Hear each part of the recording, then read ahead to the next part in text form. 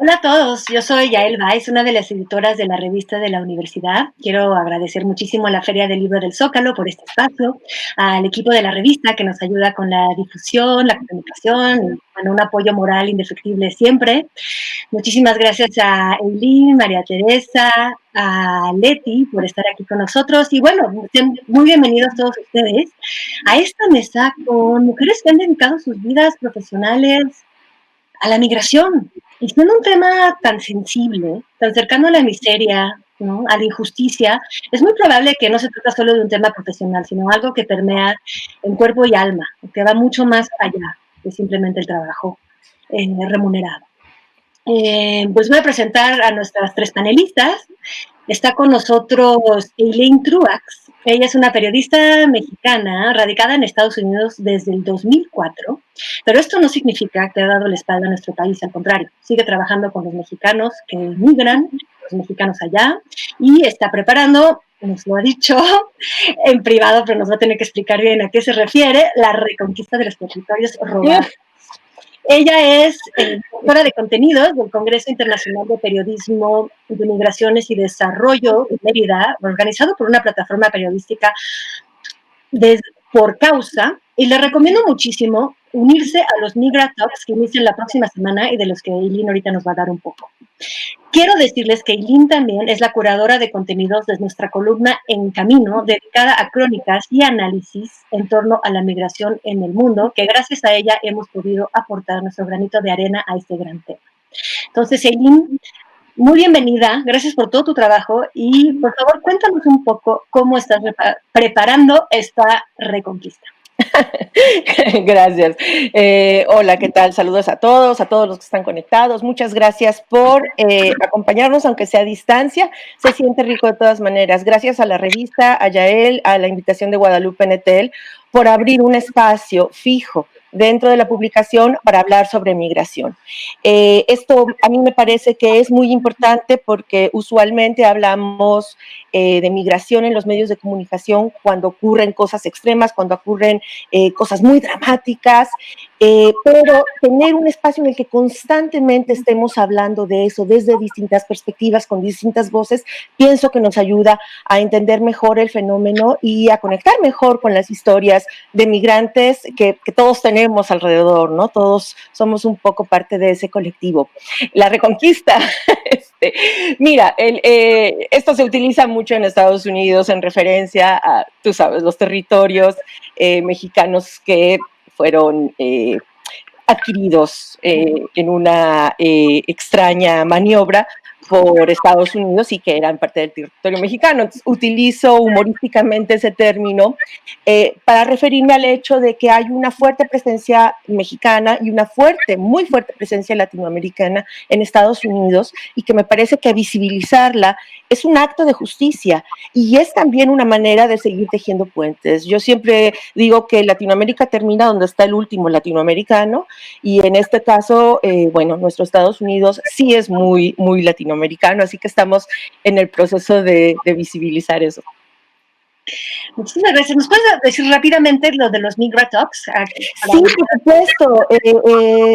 Tengo el enorme honor de, por tercer año, trabajar con Fundación Por Causa, que es una organización que hace investigación y periodismo sobre migraciones, tiene la sede en España, y por tercer año estamos haciendo un congreso internacional de periodismo de migraciones, que es un congreso de periodismo, no necesariamente solo de migraciones, en el que gente que trabaja sobre el tema, desde el periodismo, que escribe sobre ello, que investiga sobre ello, fotoperiodistas, directores de medios, conversan sobre cómo dar nuevos enfoques, crear nuevas narrativas sobre migración. Y como a este año nos tuvimos que ir a la plataforma virtual, lo que decidimos es que en lugar de hacer estas grandes conferencias, hacemos estas pequeñas charlas como muy íntimas, tratamos de que sean, las salas tienen un aforo limitado, para que las personas conversen con los ponentes, y por eso es que le pusimos Migratox. Son sesiones de media hora, la mayoría de ellas, muy dinámicas, donde puedes hablar con directores de medios. Vamos a tener a José Luis Sanz, el director del Faro, vamos a tener a Ignacio Escolar, el director del diario Es, muchas otras personas que van a acompañarnos. Vamos a hablar con periodistas, vamos a hablar con fotógrafos, vamos a hablar con personas que han sido entrevistadas sobre su experiencia de migración para que nos digan qué estamos haciendo mal, bueno, también qué estamos haciendo bien, y todo el mundo se puede inscribir, pueden participar, pueden acompañarnos. Por supuesto, daremos prioridad en los lugares restringidos a periodistas y estudiantes de periodismo, pero créanme que nos la vamos a pasar requete bien. Están todos invitados. La página es periodismodemigraciones.org. Muchísimas gracias, Eileen. Esto es la próxima semana y ya lo escucharon. Me parece una gran idea, esta renovación del espacio tan impersonal a veces de la red, ¿no? Este esfuerzo de los grupos íntimos. Yo quiero que me platiques después cómo funcionó. Voy a participar y voy a inscribir y platiquemos después qué tanta intimidad logramos. Bueno, ahora les quiero presentar a María Teresa Ronderos. Ella es una periodista colombiana premiada en muchos países del mundo. Ha sido escritora y también editora para varios diarios y revistas y es autora también de varios títulos de libro. El último tiene que ver con la guerra en Colombia. Ella es cofundadora del Centro Latinoamericano de Periodismo de Investigación y docente en la Fundación Gabriel García Márquez, la Fundación Gabo. Ella colaboró recientemente, por sugerencia de Eileen, por supuesto, en nuestra columna En Camino, en la revista de la universidad, con un trabajo periodístico colaborativo titulado Migrantes de Otro Mundo, que se puede ver en la página migrantesdeotromundo.elclip.org. María Teresa, muy bienvenida, y para conocerte un poco mejor y conocer este proyecto, ¿nos podrías contar las líneas más importantes? Ay, pues muchas gracias, Yael. Es un gusto estar aquí con todas ustedes, con Aileen, con Leticia, y también fue un gusto poder participar en la revista de la universidad.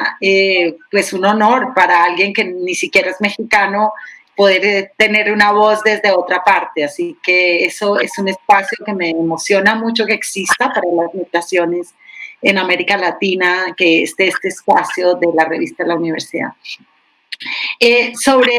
Bueno, mi historia es un poco rara porque yo había cubierto muchos años el tema de migración, pero no migración internacional, sino la migración terrible de mi propio país, que es la migración de los desplazados, de las personas que fueron forzadas a dejar sus casas.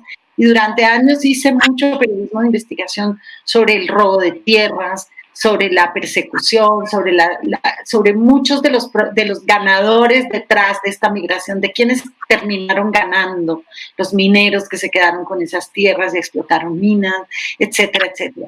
Y realmente desde hace muy poco empecé a trabajar el tema de migración internacional. Y el proyecto que tú refieres, el Migrantes de Otro Mundo, bueno, con el CLIP, que es el primer, digamos, o es un centro latinoamericano que trata de hacer periodismo colaborativo transfronterizo, creí yo que el tema clave, el tema central para contarlo desde muchas partes es precisamente el de la migración, porque no se termina entendiendo desde un solo país. Entonces nos metimos a investigarlo, primero como unos 10 medios latinoamericanos, y a medida que fuimos encontrando que es básicamente el trabajo, sigue la historia de los migrantes de África y Asia que atraviesan América Latina en busca de una vida mejor en Estados Unidos o en Canadá. Y nosotros sabíamos que era un tema muy, muy, muy poco contado, que apenas aparecía cuando había habido un naufragio, algo muy terrible, o una manifestación, una protesta. Y ahí sí nos metimos todos a investigar la historia completa, contar quiénes eran, cuántos eran, de dónde venían, de qué países. Y terminamos juntando 18 medios, porque tuvimos que buscar colegas en Camerún, colegas en India, colegas en Nepal, que nos pudieran contar cómo fue que salieron, de dónde salieron, incluso en algunos casos donde fueron deportados, qué les pasó cuando volvieron, o sea, realmente contar la historia, y también colegas en Estados Unidos, por supuesto, que nos contaran cómo era la vida de migrantes que ya habían llegado hacía unos años y qué problemas habían tenido. Entonces, a grosso modo, esta fue la publicación que salió este año, y pues, terminamos produciendo unas 20 y pico de piezas periodísticas y creo que ya le estamos viendo un montón de impactos y un montón de usos que la gente está haciendo de este material para avanzar, digamos, una vida mejor para los migrantes y una mayor comprensión del mundo sobre qué es ser migrante. Muchísimas gracias. Sí, es un sitio que recomiendo muchísimo. Tiene material increíble, tiene audios. Es bellísimo escucharlo. Es bellísimo escucharlo. Es muy humanizante, ¿no? De todos estos procesos abstractos.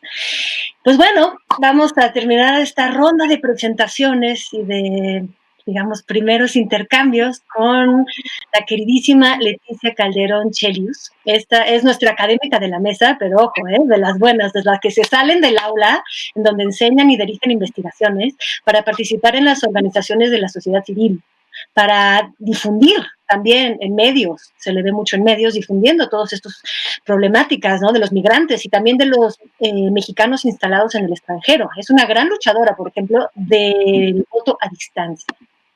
Digamos que de día es socióloga, profesora e investigadora en el Instituto Mora, y en no sé qué hora de la madrugada o de la noche o cuándo, también coordina la página Migrantólogos, es miembro del patronato de la Asociación Civil Mexicana Sin Fronteras, asesora de la Organización Mexicanos en el Exilio, miembro de la mesa directiva de Otros Dreams en Acción y también de la nueva casa que tienen para acoger a los retornados en el centro de la ciudad, un lugar padrísimo que recomiendo ir a visitar que se llama Pocho House.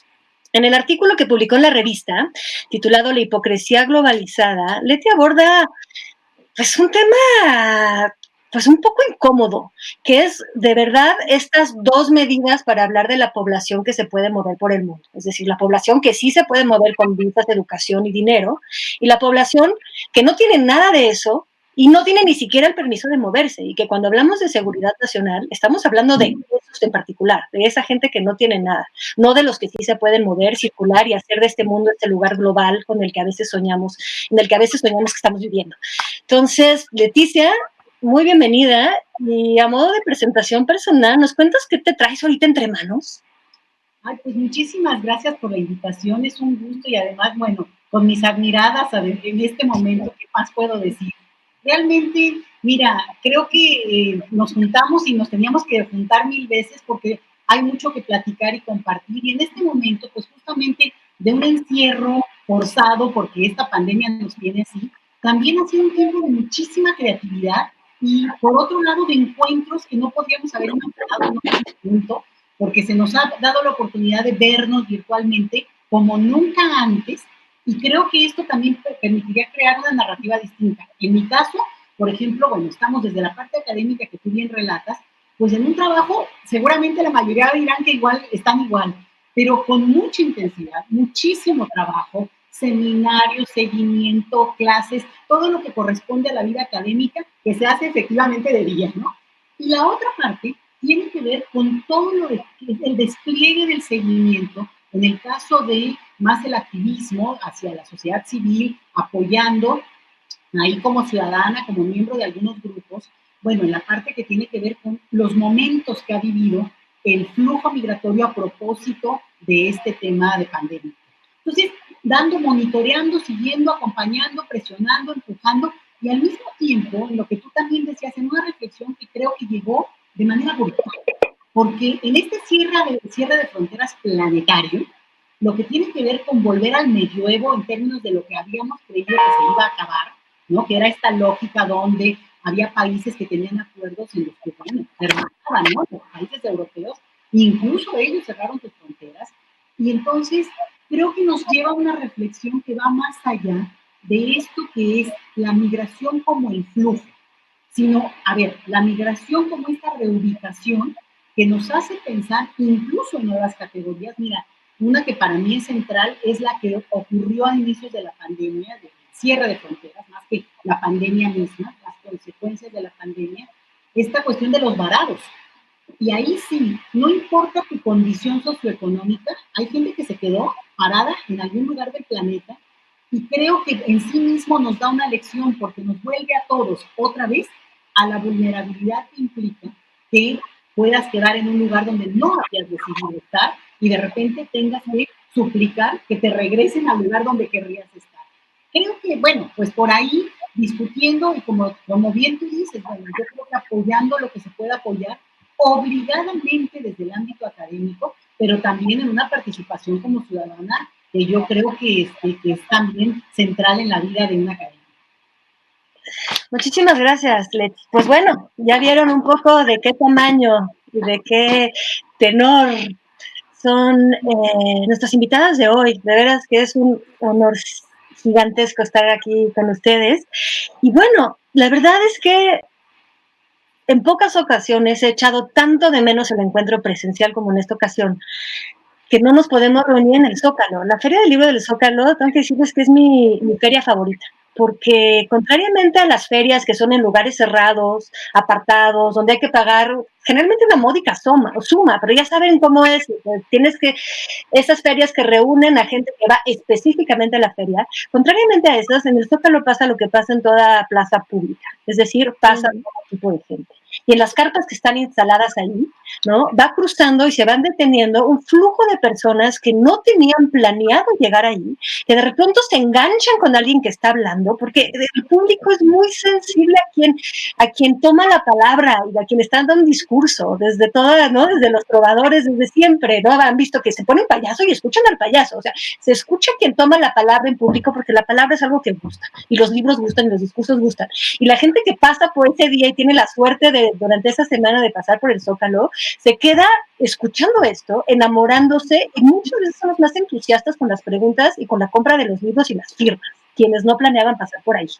Entonces, pues es terrible, qué bueno que de todas formas se intenta este espacio, basta, también queremos quizás en algún momento saber qué tipo de gente circuló en el espacio de la Feria del Libro del Zócalo, quizás lo sepamos, quizás haya manera de medirlo, pero bueno, lo que nos quita la pandemia por un lado, nos los regresa en muy pequeñas dosis, la verdad nos quita mucho más de lo que nos da, pero por lo menos nos da el estar aquí, el poder reunir a Eileen que está en Estados Unidos, a Leti que está en México y a María Teresa que está en Colombia, en un mismo espacio y poder platicar. ¿De qué? De espacios. No dejo de lamentar que no podamos estar de todas formas, así que ganas de estar en el Zócalo, ¿no? A unos metros de Palacio Nacional, ¿no? Tratando de explicar este problema migratorio que nos atraviesa, ¿no? Pues nos atraviesa como país, pero que nosotros también atravesamos con nuestras leyes de hospitalidad, nuestras leyes de asilo, nuestra solidaridad, o también atravesamos con nuestros prejuicios, con nuestro miedo, con nuestro egoísmo. Entonces, a falta de este espacio del Zócalo para hablar de todo esto, les quería preguntar, ¿qué espacios, cómo ven ustedes los espacios que existen hoy para la difusión pública de esta problemática, ¿no? De estos flujos, o ya no flujos, como dice Leti, llamándolos, tratando de concebirlos de otra manera? ¿Dónde hay buenos espacios para esto? ¿Qué es lo que mejor funciona y qué falta? ¿Quién quiere? A ver, voy a empezar con un apunte.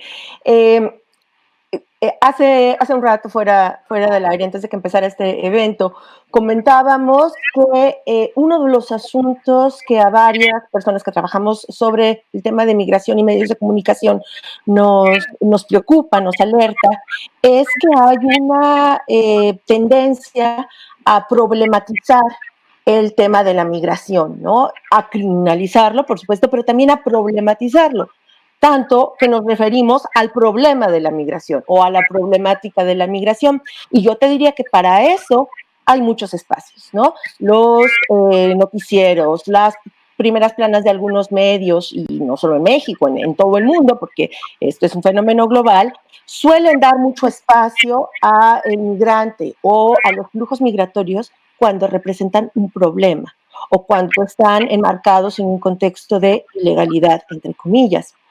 Lo que a mí me parece que echamos de menos y que estamos trabajando por construir, y esto en los medios de comunicación, en la sociedad civil, incluso desde la política, hay ocasiones en que hay iniciativas enfocadas a esto, es justamente de abrir espacio para hablar de migración en toda la extensión del concepto y del ciclo migratorio completo, no solamente de las personas que vienen atravesando México en la Bestia o que van en una patera de África a Europa, sino las personas que ya llegaron a su país de destino, sea México o Estados Unidos o Colombia o Chile, y ver qué están haciendo en esa sociedad, recordar que sus hijos van a la escuela con nuestros hijos.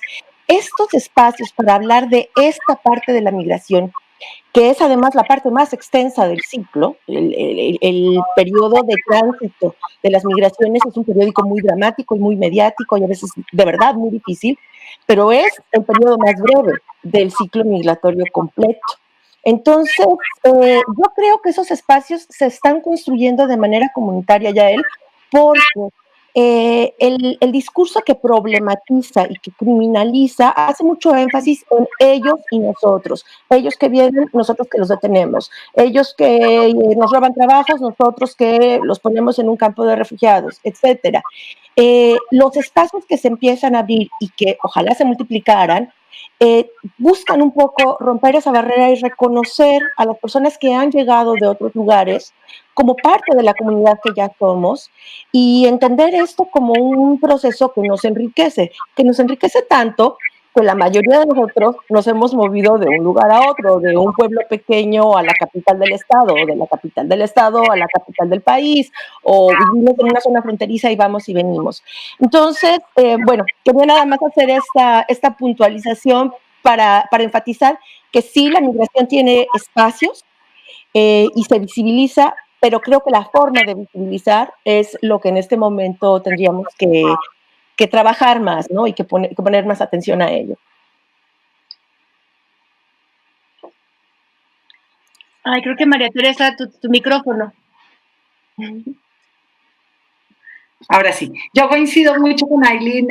Me parece que ese es como el enorme reto, por lo menos desde el periodismo, y cada vez lo voy aprendiendo como algo realmente que lo comprendo mejor, porque al principio tal vez quizás ni lo comprendía.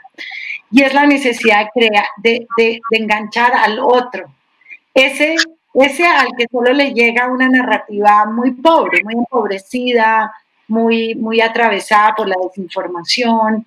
Un espacio donde se habla de migración todo el tiempo son las redes sociales, ¿sí? Los Facebook, los Twitter, todo esto siempre se está hablando de migración, pero casi siempre se habla con una narrativa llena de prejuicios, de miedos y sobre todo una narrativa que es falsa, porque no está construida ni por los migrantes ni por las personas que los conocen, sino que está construida desde unos parámetros políticos preestablecidos. O sea, si uno pudiera preguntarle a cada persona que comparte un video insultando o diciendo que los venezolanos en América Latina son los ladrones o yo no sé, estas cosas, si uno le preguntara a esa persona segura que compartió eso, seguro ni conoce un venezolano, ni nada, no tiene nada que ver. Lo único es que es parte como de una especie de juego que tomaron, porque no sé por qué, porque el miedo cunde y la gente rápidamente lo comparte y lo hemos visto en esta pandemia. Entonces yo creo que el gran reto del periodismo es cómo nos tomamos esos espacios para que sea, primero, los mismos migrantes, todos los que hemos migrado y hemos sido migrantes, podamos contar nuestras historias también y la migración se vuelva algo mucho más natural. Y segundo, para que la gente empiece a verse a sí misma desde su genoma, desde su mapa genético, que sus orígenes son de 20.000 países, de 20.000 colores, de 20.000 razas.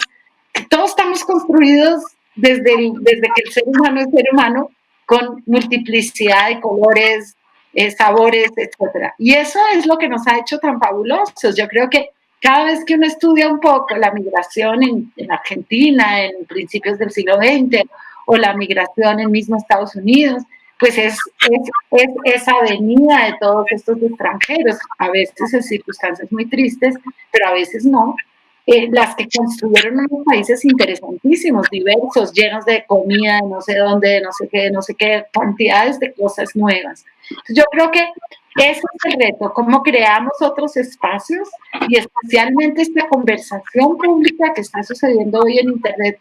¿Cómo no la robamos? ¿Cómo logramos que la gente empiece a relacionarse con otros migrantes de una manera distinta? Yo solo quiero decir una pequeña anécdota. Di un taller con la Fundación Gabo sobre migrantes Y al principio de mi taller le pregunté a todo el mundo aquí quién es migrante.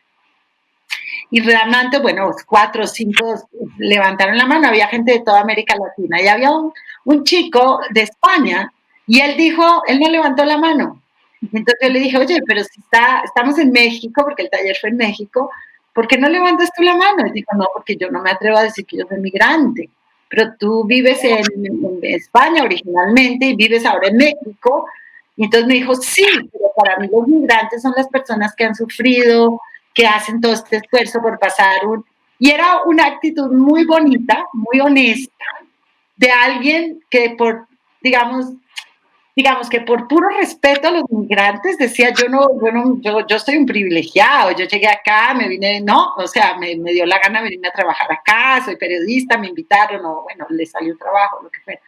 Entonces, después de toda la reflexión del taller, como que dijimos, oye, es que uno también es migrante. Yo he sido migrante, ahora estoy en mi país, pero la mitad de mi vida me la he pasado viviendo en otros. Todos hemos sido migrantes, ¿no? Y esa es la parte linda que tiene, como entender eso como una condición humana.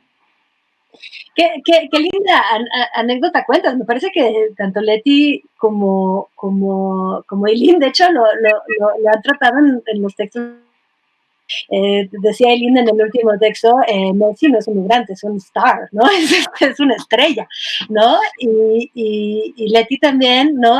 Estas como dos medidas, ¿no? Cómo hacer uno. O sea, ahí hay uno de los, me parece, de los ejes complejos, ¿no? De conjugar dentro de la migración. Leti, ¿qué opinas de los estados? No, es que fíjate que no, le das al clavo, María Teresa, porque al final creo que ese es el desafío. Yo creo que nos hemos quedado, y la palabra migración, migrantes, ya nos queda muy corta para explicar un proceso que en realidad desafía una noción tan complicada como es el Estado-Nación, la idea de identidad, la idea de homogeneidad que supone un país. Entonces, hemos crecido, y estoy hablando de 100 años, 150 años, con una idea de qué nos constituye como países. Entonces, el migrante en realidad es el otro, ¿no? El otro, el acento, la historia, el sabor, el contexto, el gusto gourmet, ¿no? Todas estas cosas que en realidad lo que pasa es que nos llevan a esto, a que empezamos a encapsular la idea de lo migratorio o como una visión de la movilidad, meramente la movilidad, y como bien decía Aileen, bueno, de repente lo que tienes es que es una parte de un episodio mucho más complejo, o nos quedamos también en esta visión donde es la pobreza o la parte más herida de lo que es la pobreza global. Entonces, yo creo que no, lo que estamos es viviendo un cambio en términos de qué viene para reflejar este proceso, porque al final de cuentas, y ahí le dan también en el clavo, lo legal, tú decías un poco ya, ¿no? Como hay leyes, cambios jurídicos importantes.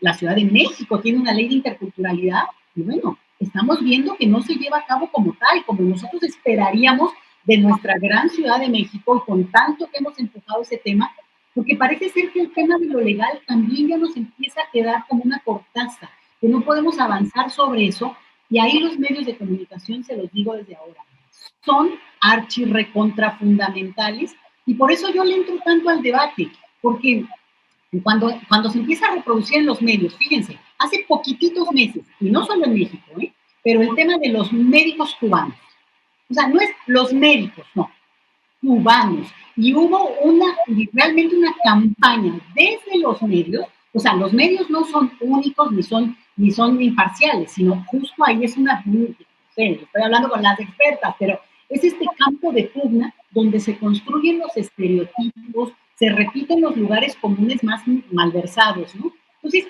a mí me pareció muy interesante cómo se dio ese proceso de criminalizar a una nacionalidad, porque, bueno, unas personas que vienen a trabajar, invitadas por un país, por cierto, por un gobierno, y en todo caso no era la crítica de otro tipo, bueno, la capacidad o no, digo, no me meto en ese tema porque me parece horroroso, sino el punto de destacar la nacionalidad del otro como un acto ya en sí mismo para descalificarlo. Y ahí está el peligro.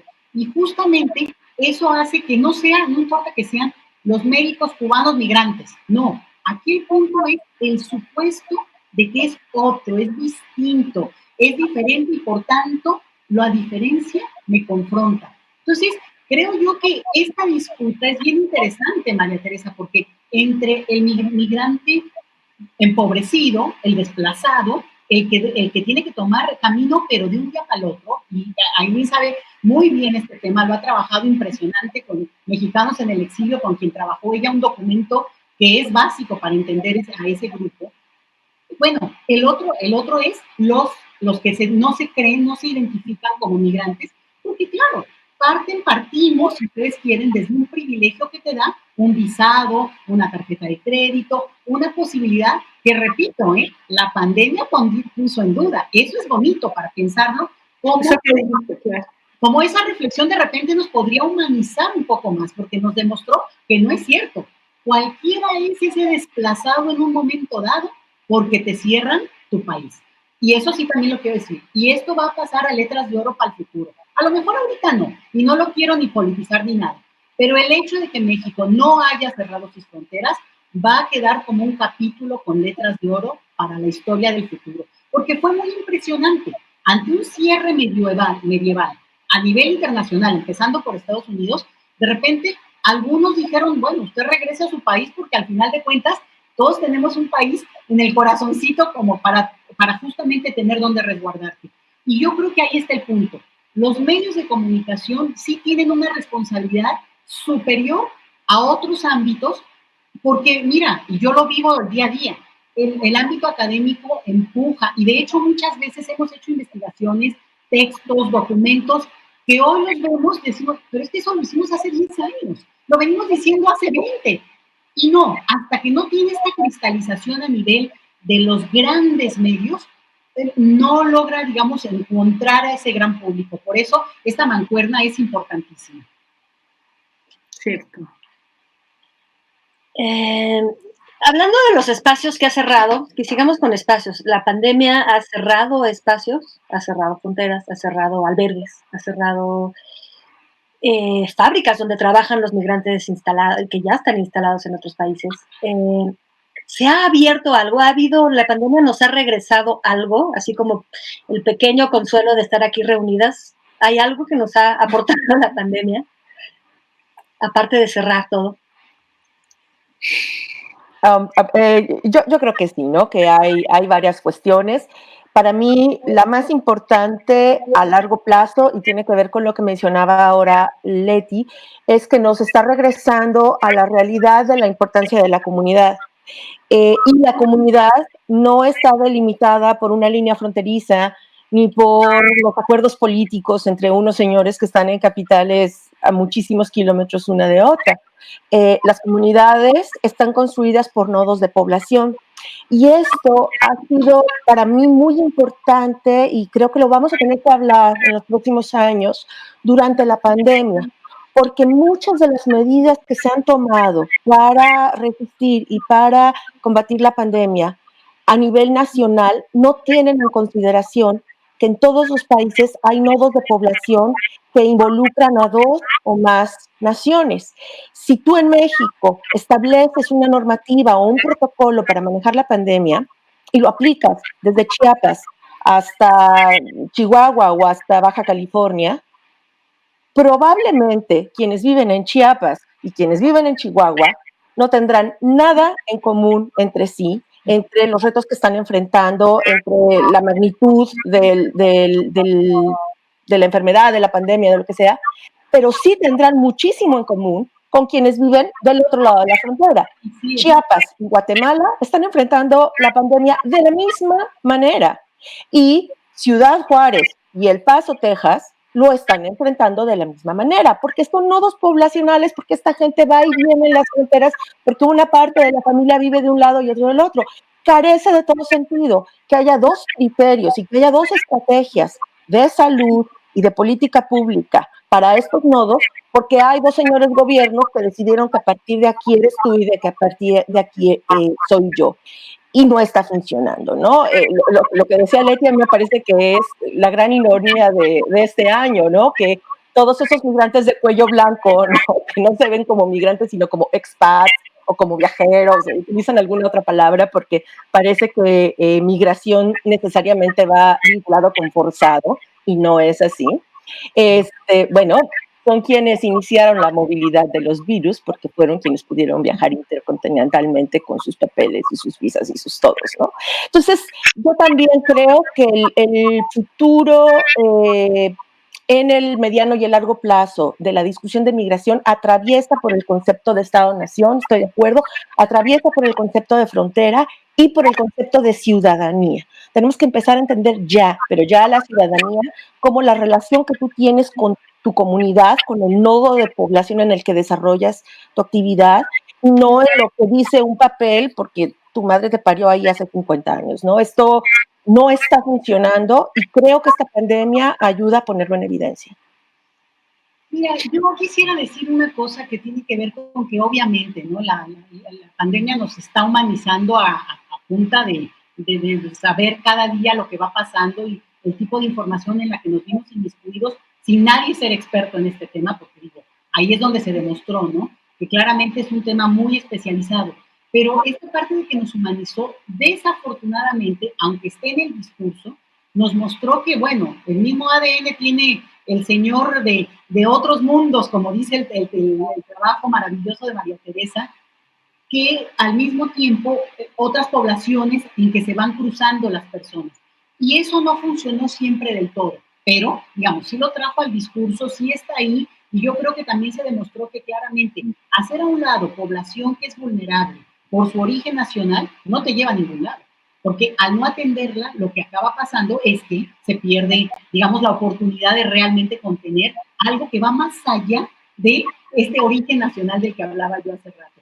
Entonces, yo creo que en ese sentido nos humaniza y nos vuelve un poco menos soberbios, un poco, no a todos, pero a algunos les extrapola lo soberbio, ya sabemos quiénes, pero sí me parece que hay un punto en el que la reflexión sí se puede llevar hacia ese lugar, y en ese sentido, bueno, yo creo que son de las cosas positivas que podremos ir trayendo, sobre todo cuando pase la emergencia, que entiendo yo que va y viene, sube y baja, y que no hemos pasado de ese punto todavía. Yo, pues no sé si es positivo, Yael. Yo lo que siento es que lo que sí hizo muy evidente la pandemia fue esta tensión enorme entre lo nacional y lo global, que está al corazón de toda esta discusión. Porque tenemos un mundo que crecientemente se globaliza y con la pandemia se aceleró esa globalización a la locura, ¿no? En un día tú estás en una conferencia en París y a mediodía estás en otro en México y por la tarde, espérenme un momentico que voy a ir a no sé qué otro país, ¿no? Entonces, se nos volvió una cosa totalmente, un mundo chiquitito, que todo cabe en este cuadrito aquí del Zoom, y al mismo tiempo nos bajaron como unas normatividades absolutamente nacionales, ¿no? Lo que decía Aileen, absolutamente que cortan la frontera con cuchillo como nunca lo habían cortado antes, no importa quién está de un lado o del otro.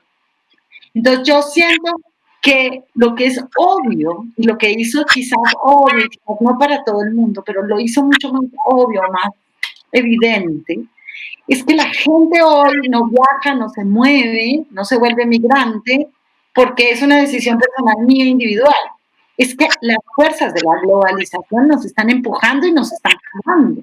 Hay cosas que nos expulsan que no son creadas por nosotros mismos. O sea, las guerras de la República Democrática del Congo, no necesariamente el congolés migra es por él o es por su propia hechura, esa guerra tiene que ver con la intervención de poderes europeos, etcétera, etcétera. Entonces, sí, hay cosas que nos empujan a la globalización y hay cosas que no, pero los gobiernos siguen con una mentalidad del siglo XIX de que yo tengo que tener algún control, porque como son países que ya no controlan el capital, porque el capital fluye para aquí y para allá en sus países, no controlan las comunicaciones porque también fluyen, hasta inclusive en China que tratan de contenerlas, no pueden, porque están los sistemas para bypasearse las identidades.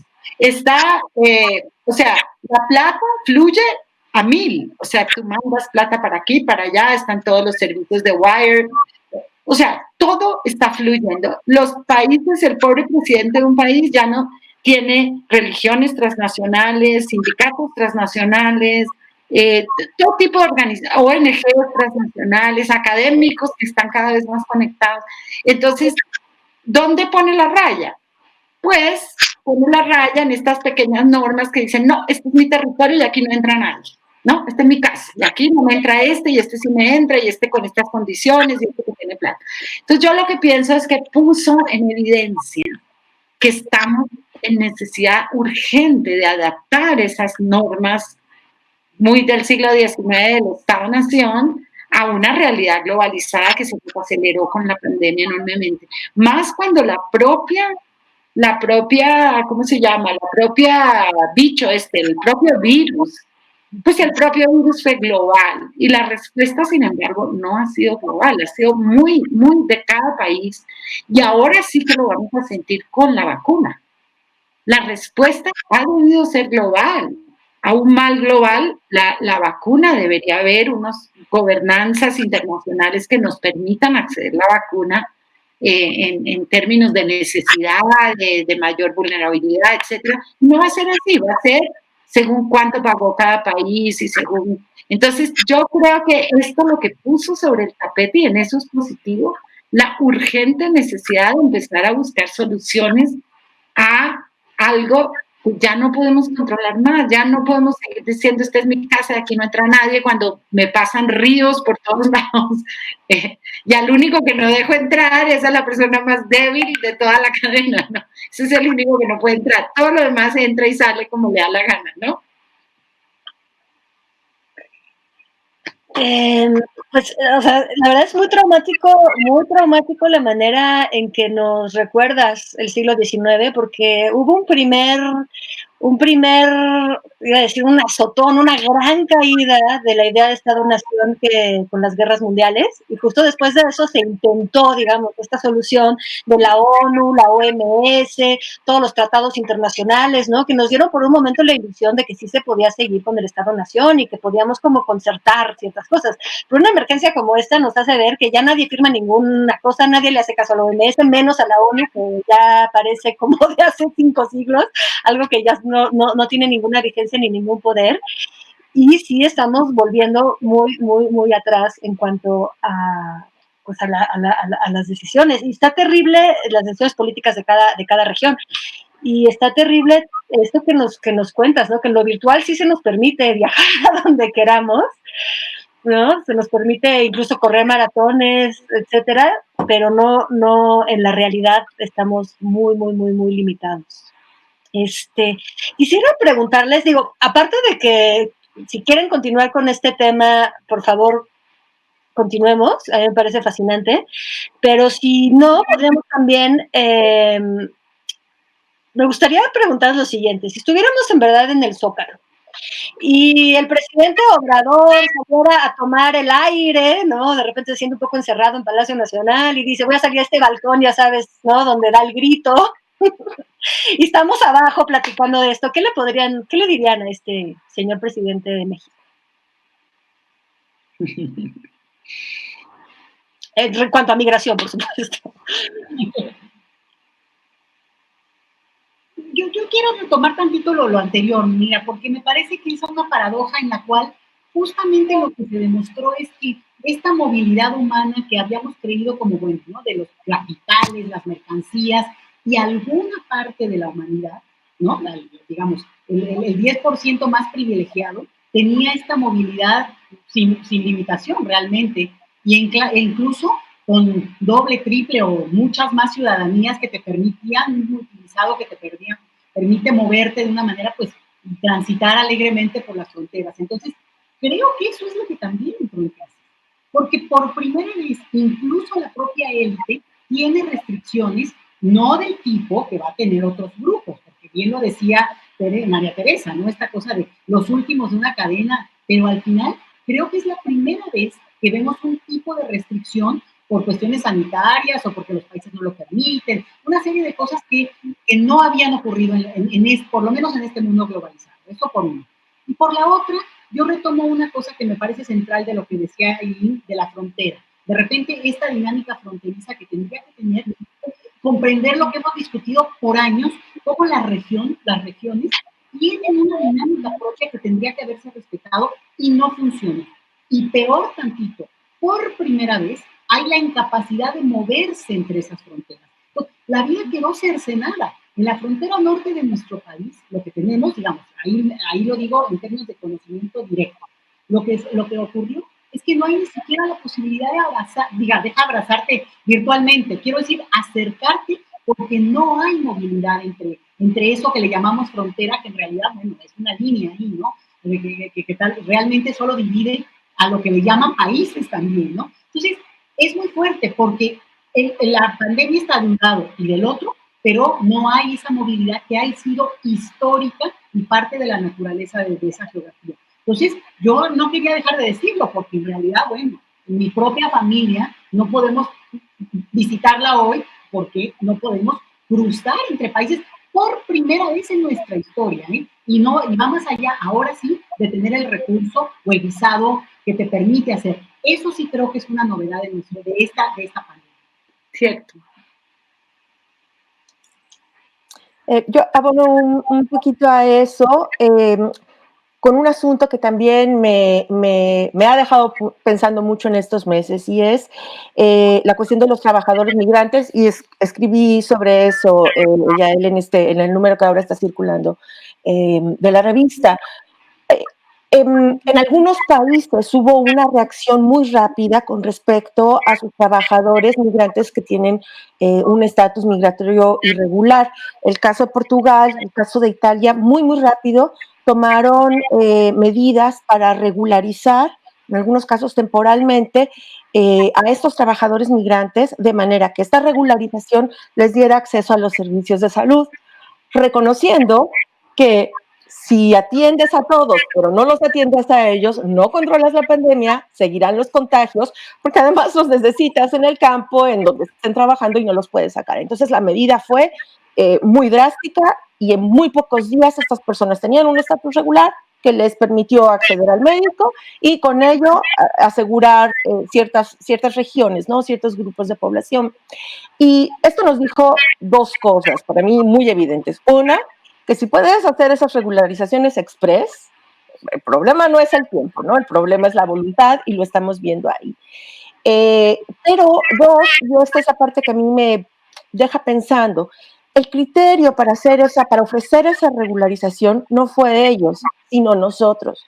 Para protegernos nosotros del contagio, hay que hacer que ellos también sean tratados, hay que hacer que ellos también tengan acceso a un médico. Pero es porque nosotros no queremos estar mal. Qué bueno que se dieron estas medidas, pero creo que tenemos que pensar y ser muy cuidadosos, porque esos nos pueden ser los criterios para decidir quién tiene acceso o no a un servicio básico como es la salud. Y lo segundo es que la razón para hacer esto fue que son trabajadores y que los seguíamos necesitando, porque todos tenemos que seguir comiendo en la pandemia. Y entonces tú proteges a un sector de población migrante en tanto que trabajadores, no en tanto que personas. Y ojo que por ahí también creo que estamos en un terreno frágil, ¿no?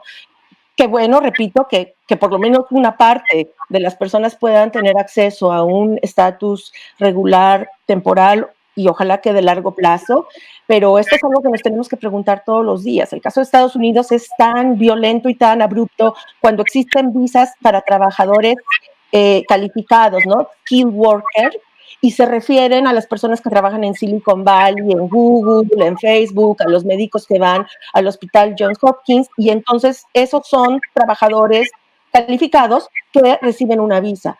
Oiga, perdón, pero si usted se pone a cortar lechugas o a picar fresa 8 horas en el campo de California, le apuesto que no puede. Y ese es un talento, y esa es una habilidad, y ese es un trabajador calificado. Entonces, hay que ser cuidadosos cuando pensamos en estos mecanismos, porque no podemos productivizar los criterios para respetarle el derecho a alguien o no. Y muy brevemente, con respecto a tu pregunta, ¿qué diría yo al presidente López Obrador? Bueno, yo le diría que por lo menos los migrantes mexicanos en Estados Unidos esperamos que nuestro país meta las manos por nosotros, ¿no? Creo que hablo por un importante sector de la población mexicana en Estados Unidos cuando digo que llamarle amigo al presidente de Estados Unidos, quien ha tenido un discurso criminalizante y cruel contra los latinoamericanos y en especial contra los mexicanos es algo que nunca habríamos esperado de un gobierno de izquierda. Pero yo creo que lo saben. Yo no quiero perder la oportunidad, un tantito, Teresa, porque no quiero perder la oportunidad hoy en el Zócalo de decirle un mensaje al presidente de mi país, nada más un segundo, y es, bien, vamos adelante con muchas cosas, yo creo que hay cambios importantes que está encabezando, yo creo que tiene el apoyo popular, pero en el tema migratorio sí hay que meter una revisión profunda. El Instituto Nacional de Migración está haciendo un trabajo muy, digamos, de mucha criminalización que no es permitido para un país de la magnitud y de la dignidad que tenemos nosotros. Entonces, a mí sí me gustaría que me oyera y que escuchara las voces que han seguido el tema durante tanto tiempo. Y bueno, yo creo que vamos avanzando en cosas correctas, como bien decía Aileen, es muy posible que hay algunas situaciones en que hay que tener revisiones, pero en el tema migratorio claramente hay que hacerlo y ya.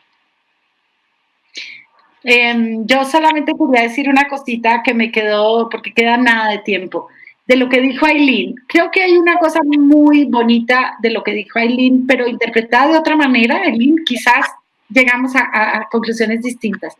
Esto de que muy rápidamente le hayan dado posibilidad, o sea, que una sociedad diga si ellos están en riesgo, estamos todos en riesgo. Ese concepto sí sería lindo que lo rescatáramos. Porque el día que los colombianos, por ejemplo, para decir mi país, dijeran, si la gente que cruza el Darién está en riesgo y puede caer muerta en la mitad de la selva, estamos todos en riesgo de alguna manera, porque cualquiera que pase por allí o aquí no hay seguridad para nadie, sino hay seguridad para todos. Esa seguridad inclusiva, ese concepto sí me parece que es muy bonito rescatarlo. No todo lo que tú estabas diciendo, por supuesto. Y con relación a López Obrador, pues obviamente no es mi presidente, yo no le puedo decir nada, pero lo que sí le aconsejaría como vecina del sur es que aquí debería ser mayor alianza con sus vecinos del sur, que muchos han hecho cosas interesantes frente a la migración, y hacer menos, seguir menos los dictámenes americanos. Yo creo que es mucho más autónomo y tiene más poder si se alía con el sur o si se alía con el norte. Y yo creo que ese sería mi mensaje. Muchísimas gracias, María Teresa. Pues bueno, estamos llegando hacia el final. Yo no quiero dejar de comentar, de hacer otro puente entre lo que dijo Aileen y lo que acabas de decir, María Teresa, cuando dice que, exacto, de que si alguien que les vamos a dar la nacionalidad porque nosotros estamos en riesgo, y la manera de pensar así, a mí me convenció mucho lo que tú planteas, por ejemplo, en el artículo que publicamos en la revista, María Teresa, donde el chiste es este cambio de narrativa, donde ves que el migrante en realidad es un gane y gane. Es decir, aceptarlos como parte de nosotros, vamos a ganar en enriquecimiento. O sea, creo que todo va para adelante también siendo muy pragmáticos y que todo mundo gane. Entonces, si logramos cambiar, así como empezamos, y tenía toda la razón Eileen diciendo que es que no es un problema, la migración no es un problema, al contrario, es un regalo. Podríamos cambiar esta visión y precisamente avanzar mucho, ¿no? Lo que te hace bien a mí, me hace bien a mí, es un enriquecimiento común, ¿verdad? Ese podría llamarse hospitalidad cívica y no solo filantrópica, que en ese sentido se queda nada más en una actitud personal o humanitaria en lo individual, sino una actitud colectiva que pasa por reconocer el beneficio que tiene y que estemos todos bien, ¿sí? Eso obviamente es todo un cambio de mentalidad colectiva. Bueno, ahí ya les adelanto que se viene un proyecto lindo para el año entrante en ese sentido de clip. Así que ya les voy a adelantar un poquito. Bueno, nos tienes que decir un poco más. Nos vamos del Zócalo. Gracias a todas por haber participado en esta dinámica. Creo que se dijeron cosas muy importantes en este Zócalo virtual. María Teresa, muchísimas gracias. Muchas gracias a todos, gracias Yael por la invitación, y a la gente que quiere saber un poquito más de migración, periodismodemigraciones.org. Toda la semana próxima vamos a hablar de cosas muy interesantes. Ahí estaremos, sí señora, los invitamos.